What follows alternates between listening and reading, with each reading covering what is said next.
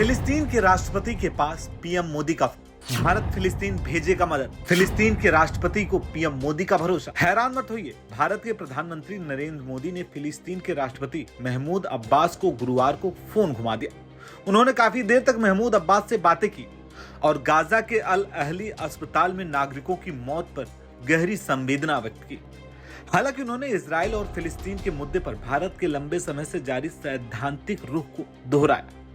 मोदी ने अब्बास के साथ क्षेत्र में आतंकवाद, हिंसा और बिगड़ती सुरक्षा स्थिति को लेकर भारत की गंभीर चिंता साझा की। पीएम मोदी ने राष्ट्रपति से कहा कि भारत फिलिस्तीन के लोगों के लिए मानवीय सहायता भेजना जारी रखेगा। इस फोन कॉल की जानकारी पीएम मोदी ने खुद एक्स के जरिए शेयर की और लिखा, मैंने फिलिस्तीन के राष्ट्रपति महमूद अब्बास से बात की। गाजा के अल अहली अस्पताल में नागरिकों की मौत पर अपनी संवेदना व्यक्त की। हम फिलिस्तीन के लोगों के लिए मानवीय सहायता भेजना जारी रखेंगे। साथ ही मैंने क्षेत्र में आतंकवाद, हिंसा और बिगड़ती सुरक्षा स्थिति पर अपनी गहरी चिंता साझा की। दरअसल पीएम मोदी मंगलवार को गाजा के अल अहली अरब अस्पताल में हुए विस्फोट में 500 लोगों के मारे जाने की घटना पर महमूद अहमद को फोन किया और दुख व्यक्त किया।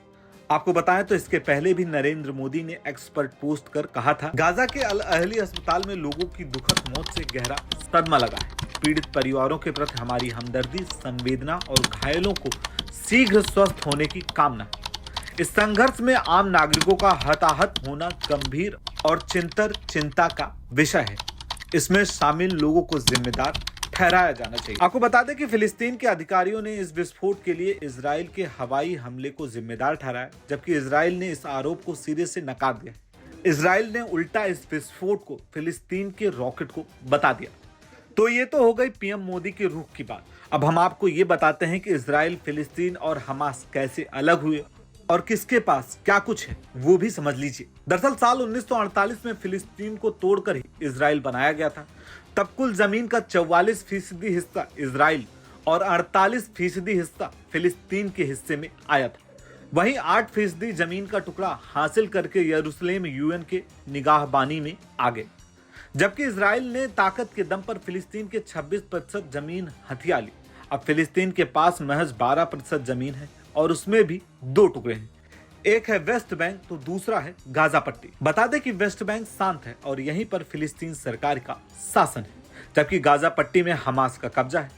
इसे इजराइल और पश्चिमी देश आतंकी संगठन बताते हैं। हालांकि भारत ने कभी हमास का समर्थन नहीं किया है, लेकिन वो फिलिस्तीन सरकार के साथ जरूर है। ये जानकारी हमने आपको इसलिए दी ताकि आपको ये ना लगे कि भारत के प्रधानमंत्री हमास के समर्थन में। भारत सिर्फ वेस्ट बैंक वाले फिलिस्तीन के साथ है, ना कि हमास के साथ। बाकी आपको हमारी ये जानकारी कैसी लगी हमें कमेंट बॉक्स में जरूर बताएं और ऐसे तमाम अपडेट के लिए जुड़े रहें न्यूज़ बुक के साथ।